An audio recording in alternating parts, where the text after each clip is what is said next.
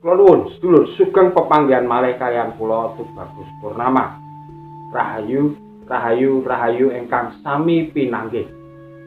Sedulur, banyaknya teori konspirasi yang berkembang saat ini justru disukai oleh kalangan menengah ke bawah. Mengapa bisa demikian? Monggo kita simak videonya.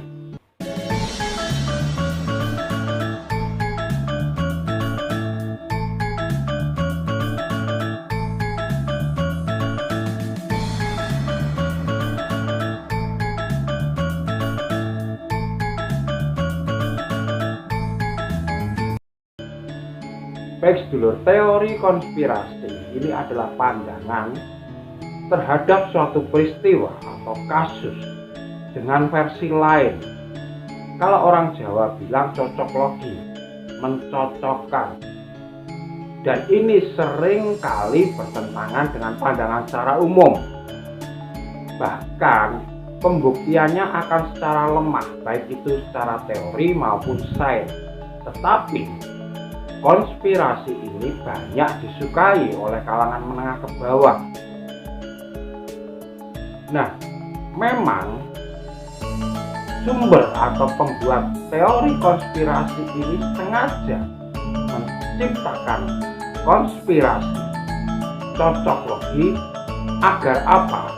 Tujuannya menciptakan ketakutan, kecemasan, ketidakpastian. Nah, ini perlu sedulur semua berhati-hati, karena dengan terciptanya tiga tadi, maka akan membuat panjenengan menjadi lemah. Teori konspirasi ini sering bertentangan dengan teori bisnis. Jika teori bisnis itu harus punya planning yang jelas, jangka panjang, dan sebisa mungkin memonopoli bisnis, maka seringkali teori bisnis ini bisa dijadikan teori konspirasi bagi orang-orang yang tidak mampu menjalankan bisnis. Nah, inilah yang dimanfaatkan oleh sekelompok kecil orang untuk menjalankan bisnisnya, selalu akan diimbangi dengan teori konspirasi. Dengan terciptanya ketakutan, kecemasan, ketidakpastian, maka bisnis itu akan berkembang dengan baik dan benar-benar akan menguasai semua orang. Jadi sedulur, harapan saya jangan terlalu percaya dengan teori konspirasi, tetapi jadilah orang yang mempunyai otak-otak pebisnis. Karena pada dasarnya insting manusia atau basic dasar dari manusia adalah bertahan hidup dan melestarikan golongannya.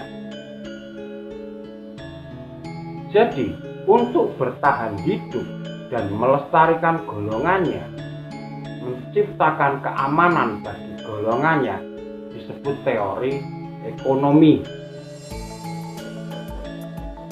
Jadi, kalau dulu kita bertahan dengan berburu, dan ketika buruan itu mulai berkurang, maka orang berubah menjadi bercocok tanam, menjadi agrobisnis.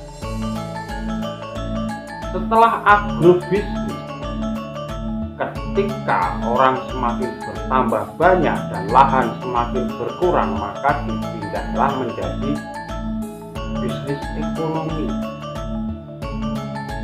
Di antaranya keuangan, rumah sakit, swalayan, perdagangan bebas. Ini adalah ekonomi. Nah, ini sering dikaitkan dengan dengan teori konspirasi.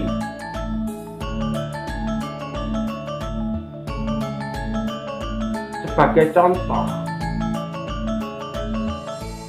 untuk agama itu dibisniskan secara besar-besaran, misalnya ziarah Wali Songo, misalnya ziarah ke Yerusalem.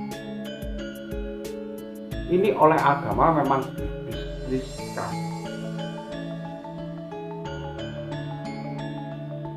Tetapi banyak teori konspirasi yang keluar di sana.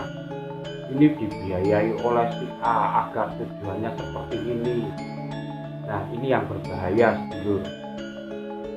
Makanya kalau panjenengan tidak ingin terjerumus ke dalam ketakutan, kecemasan, ketidakpastian, ambil bagian menjadi pebisnis.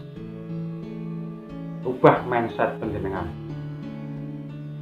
Terima kasih, semoga yang sedikit ini bermanfaat. Saya Tubagus Purnama dari Yogyakarta mengucapkan rahayu, rahayu, rahayu. Matur nuwun.